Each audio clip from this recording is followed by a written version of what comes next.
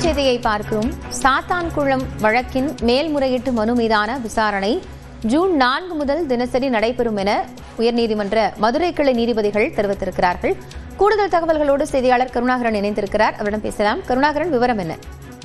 காயத்ரி, அதாவது தூத்துக்குடி மாவட்டம் சாத்தான்குளத்தைச் சேர்ந்த வணிகரான ஜெயராஜ் கடந்த 2020ஆம் ஆண்டு ஜூன் 19ஆம் தேதி கொரோனா விதிமுறைகளை மீறியதாக காவல் நிலையத்திற்கு அழைத்துச் செல்லப்பட்டார். இதை கேட்பதற்காக அவர் மகன் பென்னிக் சென்றார்.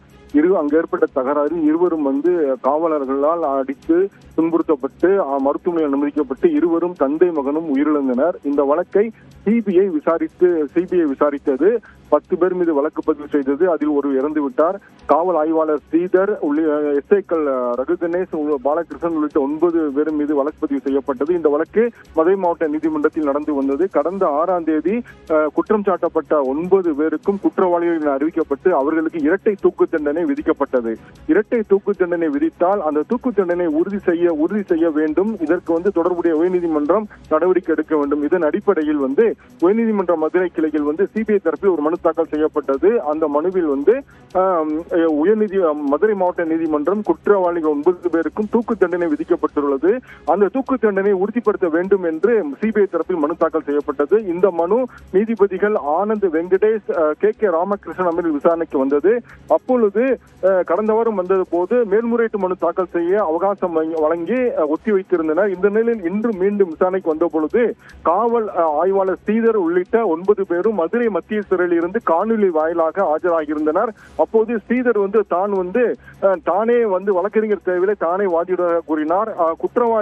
6வது குற்றவாளி முத்துராஜா வழக்கறிஞரை நியமித்திருப்பதாக கூறினார். மற்ற அனைவரும் மனு தாக்கல் செய்ய மேல்முறையீட்டு மனு தாக்கல் செய்ய கால அவகாசம் கோரினார். இதைத் தொடர்ந்து நீதிபதிகள் வருகிற 4ஆம் தேதிக்குள் மேல்முறையீட்டு மனுக்களை அனைத்து குற்றவாளிகளும் தாக்கல் செய்ய வேண்டும்.